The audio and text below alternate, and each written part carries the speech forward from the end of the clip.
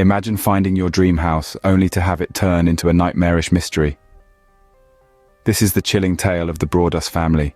In the summer of 2014, Maria and Derek Broaddus, along with their 3 young children, were thrilled to move into their new home.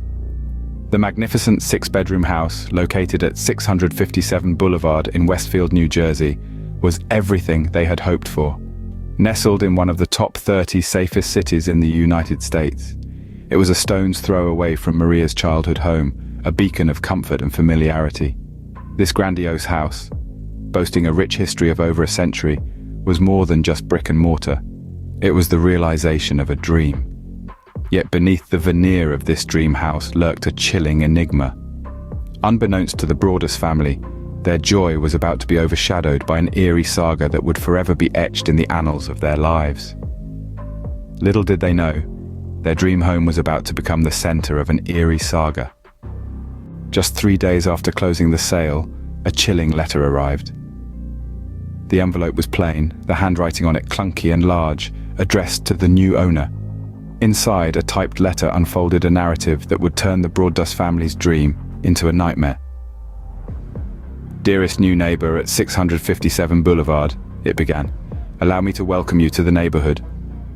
The tone was cordial, almost friendly, but it quickly took a sinister turn. The letter claimed that 657 Boulevard had been the subject of its author's family for decades, watched over by the writer's grandfather in the 1920s and their father in the 1960s. Now it was their turn. The letter was unsettlingly specific. It mentioned the couple's children, stating, "You have children, I've seen them." It continued, "So far I think there are 3 that I have counted." The writer asked if the children were the young blood they had requested, and pondered whether it was the family's previous home being too small, or their greed that led them to 657 Boulevard. The author's intent was not explicitly stated, but their words were ominous. They suggested that they could be among the hundreds of cars that drive by the house each day, or in one of the many windows you could see from the house, or even one of the people strolling by. The implication was clear. They were watching, always watching.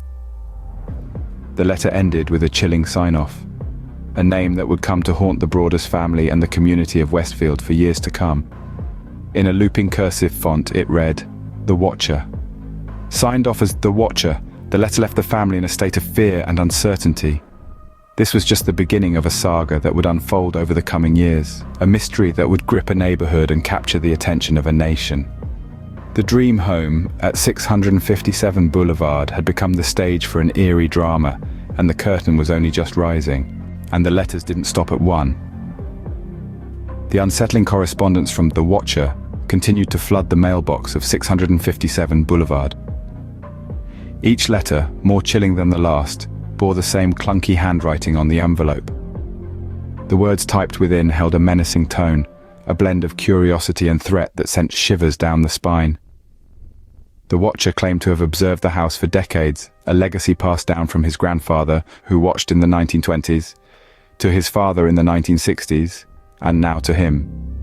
His words painted a picture of a faceless figure, perhaps hidden in the throngs of people passing by the house each day, or in one of the hundreds of cars that drove by. He might even be peering from one of the countless windows overlooking the boulevard. The thought was enough to make anyone feel exposed, vulnerable, watched. Details about the Broaddus family were unnervingly accurate. The Watcher knew about the 3 children. He speculated about their reasons for moving, and he expressed a disturbing interest in the young ones. "Do you need to fill the house with the young blood I requested?" he wrote. "Once I know their names, I will call to them and draw them to me." Each letter signed off in an elegant cursive, a stark contrast to the horror within, simply as The Watcher. Fear crept into the Broaddus home, transforming their dream house into a nightmare. Every creak of the house, every passing car, every stranger on the street could be The Watcher.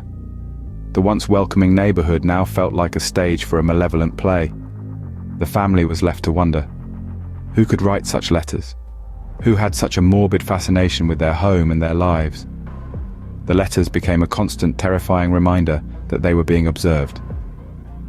Every day brought the possibility of a new message from The Watcher, each one a haunting echo of the last. The peace and safety they sought in their new home were shattered. The Broaddus family was now living in a state of constant surveillance and fear. With no other option, the Broaddus family turned to the authorities. In the face of this chilling situation, the police and private investigators were brought on board to unravel the mystery of the Watcher. The Westfield Police Department was the first to step into the fray.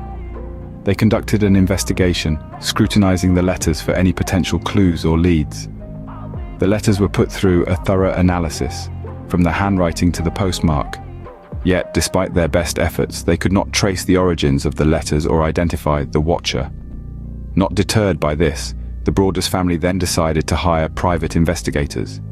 These seasoned professionals delved deeper into the case, expanding their search beyond the immediate vicinity of 657 Boulevard. They looked into the past owners of the house, the Woodses, who had also received a letter from the Watcher. However, their investigation led them down a rabbit hole of dead ends and unanswered questions. The investigation also took a more technological approach. Surveillance cameras were installed around the property in hopes of catching the Watcher in the act. The investigators even brought in a former FBI agent who specialized in profiling, hoping to get into the mind of the Watcher. Despite this, the cameras captured nothing suspicious, and the profile only painted a vague picture, offering no definitive leads. The Broaddus family, desperate for answers, even turned to their community for help. They shared their story with neighbors and local media, sparking public interest and speculation. The tale of the Watcher quickly became a sensation, with theories and suspects abound.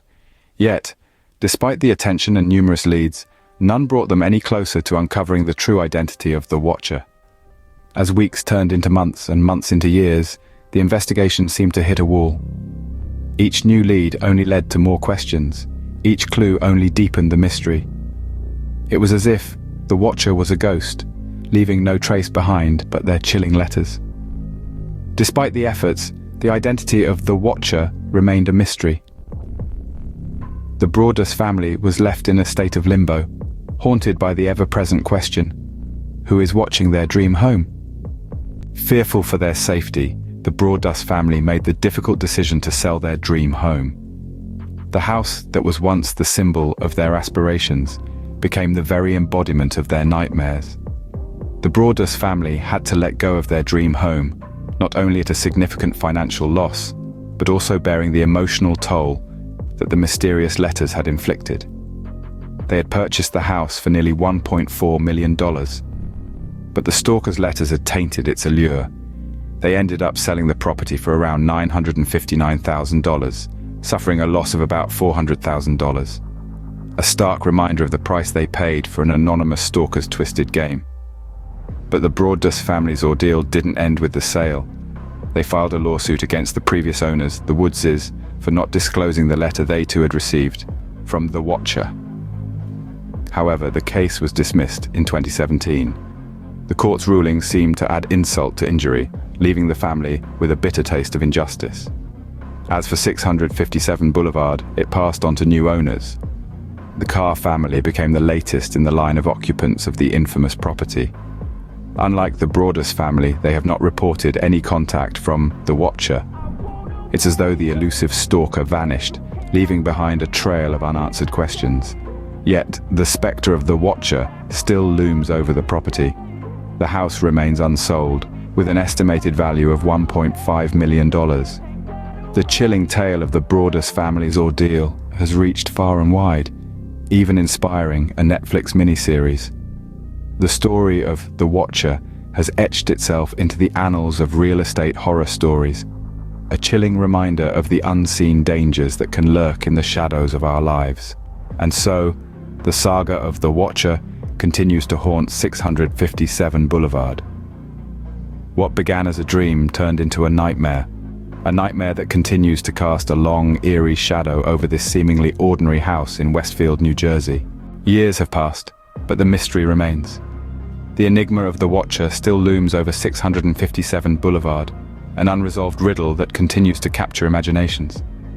The letters, haunting in their intimate knowledge of the Broaddus family, ceased as abruptly as they began, leaving behind only questions and fear.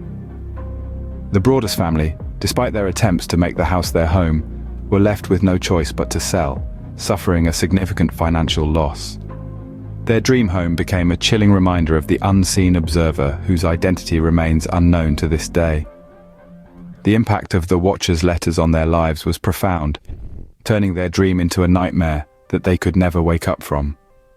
The new owners, the Carr family, have yet to report any letters, adding another layer to the enigma.